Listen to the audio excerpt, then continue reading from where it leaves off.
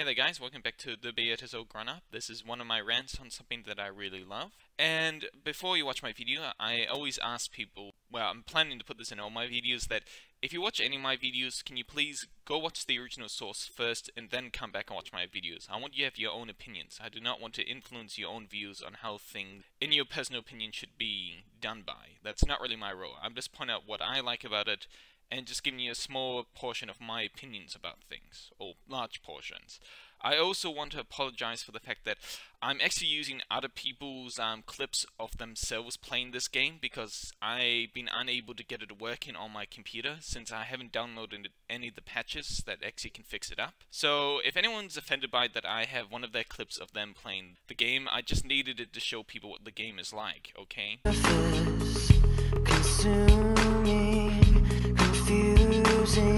This lack of self-control I fear is never ending. Controlling, I can't seem to find myself again. My walls are closing in. Not a sense of confidence, I'm convinced that there's just too much pressure to take. I felt this way before, so insecure.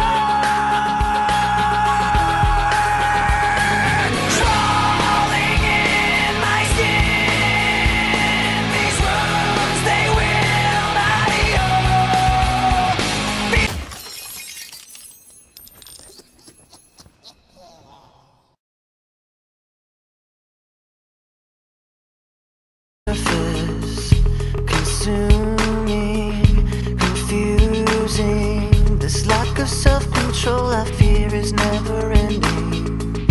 Controlling, I can't seem to find myself again. My walls are closing in. Not a sense of confidence, I'm convinced that there's just too much pressure to take. I felt this way before, so insecure.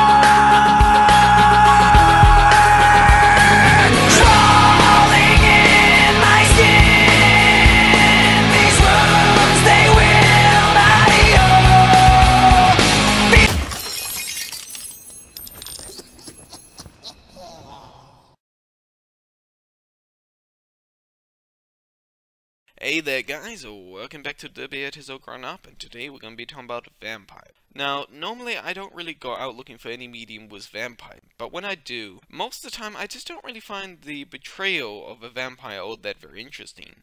They usually either get lumped into basically being creatures that represent our dark sexual desires, or just brainless monsters that simply just tear everybody up to pieces. And I generally gotta admit, I haven't really seen too many interesting depictions. Now, I haven't really watched the original Dracula movie, so I can't really say if that's really a good vampire movie or not, but I'm sure many people out there right now are gonna recommend that for me to watch it. And I did watch an interview as a vampire, but weirdly enough I didn't get into that, even though that did have a lot of interesting things. The things, however, that I did get into and that really got me into vampires are things like Let in the Right One, A Vampire in Brooklyn, Nosferatu, and Marceline from Adventure Time. And we cannot also forget about Buffy and Angel, and particularly this game that I'm right now going to talk about. Vampire the Masquerade Bloodlines. It is part of White Wolf's long-running popular series of horror role-playing games known as The World of Darkness. Vampire the Masquerade was their first in their lineup. What made Vampire the Masquerade unique among most horror games at the time was the ability to allow you to play as a monster, instead of a human character, and more with a heavy focus on a horror-based story around it. White Wolf would eventually make more games into the series of World of Darkness. Eventually, White Wolf would actually discontinue the World of Darkness, replacing it with a new World of Darkness, with updated rules and new campaign settings, along with Vampire, which would be known as Vampire the Requiem. Despite this, Vampire the Masquerade still remained the most popular and best-selling of their line. So much that eventually they actually released an anniversary book, celebrating 20 years of Vampire and the World of Darkness. So with this popularity, it shouldn't be a surprise to anyone that many game companies tried to convert the World of Darkness into PC games and console games. Several of the World of Darkness books that came after the Vampire series of books was varied degrees of success. Many of them didn't really use the original system that Vampire the Masquerade was famous for, the storytelling system, which is a system that uses on the character sheet basically little dots to indicate how many d10s you're supposed to roll. Many of these games use their own systems, or basically didn't even use a RPG system at all. There was one Vampire the Masquerade game which did use an RPG system, but I believe it was not actually the storytelling system. So when Triker got their hands on it, they instead decided to go with the more wiser move of actually modifying the storytelling system to work within a PC virtual world. This resulted into one of the best RPG systems. I might be slightly exaggerating that, as the game did really use a very classic system that so many RPGs use nowadays, which is basically stealth, combat, and socializing.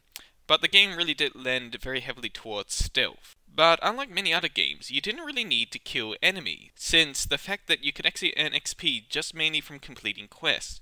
So this means you could almost go the entire game as a pacifist.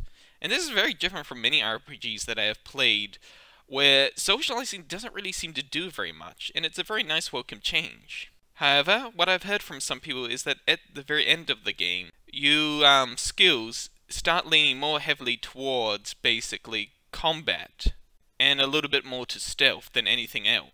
See, something I should really mention, really important if you ever think about buying this game, is that Troika and whatever company they were originally with while working with this project had a deadline and had several technical problems with using the engine, which was the same one that they used in Half-Life. And this led to several major bugs and a very poorly undeveloped combat system. However, due to the fans who really love this game, they really fixed it up, and honestly, the only way you could really play this game is by basically getting these patches to fix it up. One of the things I love the most about this game is its story. The story really sticks out from many RPGs in my opinion, because unlike many RPGs where they do have a modern day setting, but they always seem to set it somewhere in the distant future, or usually an alternative timeline. However, in here, it's set in the 90s. As you find yourself as a newly fledgling vampire. However, you discover that the vampire who created you didn't get the permission by the prince, basically the head vampire. And basically you find yourself on the chopping blocks, quite literally. And basically you soon find yourself being saved by one of the vampires in the crowd who's watching you, by the name of Lorigas, something like that. And basically calling out how much bullshit this is.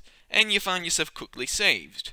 Hooray! Well, you may as well hold the applause down. You soon find yourself that the prince decides to use you as his personal bitch, basically. And basically sends you on many different quests. This asshole's name is LaCroix. And generally he usually enforces everything with the help of, usually like most people in his position, a guy who's much more bigger, way more terrifying than him, and is generally probably most likely not even a vampire. Seriously. The way this guy seems to kill everything and just basically finish it, he can't be a normal vampire. Seriously, something weirdly weird must have happened to this guy. So this big behemoth is by the name of the Sheriff. And as you soon find yourself along this little journey of doing quests and missions for a bunch of lazy people, you soon learn about the world around you, as every character is very well fleshed out. And basically gives you little hints and details about certain histories and aspects about what's going on around in this world. Even though I do have to hold against the story for the fact that a lot of the female characters are very heavily over-sexualized. However, you learn many interesting and important things, like ghouls, which are basically human beings who are pretty much turned into slaves by drinking vampire blood. They gain certain perks from drinking, and are pretty much basically, do anything for the vampire, basically, when they have to go to sleep. That usual sort of stuff. One of the aspects that I find very interesting about this game is that it is not really the traditional story about you being the chosen one or the hero to save the world. Instead, this game is all about the factions within this world, and about how each faction tries to manipulate you, convince you that the other guy is just a massive douchebag, or basically straight out charm you and try to convince you why their point of view and how they want to do things is the best. One of the factions you can meet is like the Anarchs, who basically believe in that vampires should be free. They should be allowed whatever they want to do, basically, with certain rules to make sure that they don't break the Masquerade. Now, the Masquerade is basically what keeps vampires secret from basically regular day human beings. This is basically things like not drinking basically blood in front of crowds of people and not showing off your vamp. The two major factions in the game are the Camarilla and the Sabbat. Now, the Camarilla is all about rules and structure. So they're all about maintaining the mask and basically making sure vampires are in line and basically having someone on top, basically making sure that they all behave and don't do any stupid shit without their permission. This may sound like they may be the good guys, but they're not. They are very harsh and have very heavy-based sort of rules sometimes that usually involve, like I said, very harsh treatments of sort. And generally it's sort of hinted in the game that they may force vampires to join them regardless if they even want to be with. And like most ancient structures, generally getting top probably will involve a lot of ass-kissing and a lot of betrayal. The Sabbat could be best described as the dark reflection to the Anarchs, as they also believe in freedom. However, they do not believe in the idea of keeping up the Masquerade and have generally abandoned the humanity and morality, and could be best described as psychopaths, or as one guy best described them, as the Three Stooges with Chainsaw. The group also has a twisted version of Christianity, and unlike the Camarilla, they actually believe that they are the descendant of Cain, and believe that if his children wake up, known as the Antediluvian, the very first of his children, they shall bring Gehenna, the equivalent of vampire apocalypse, and shall end all vampire. And one of these things did wake up many years ago, and the only way that stopped this damn thing was freaking dropping death beams, I think from orbiting death satellites or something like that, was the combined efforts of Asian vampires and mages. And this thing pretty much almost wiped out its own clan without even needing to be near any of its own clan members. That's how freaking bad these things are. So basically, if you see an antediluvian, basically start shitting yourself and just hope that it's basically that the death that it puts upon you is a quick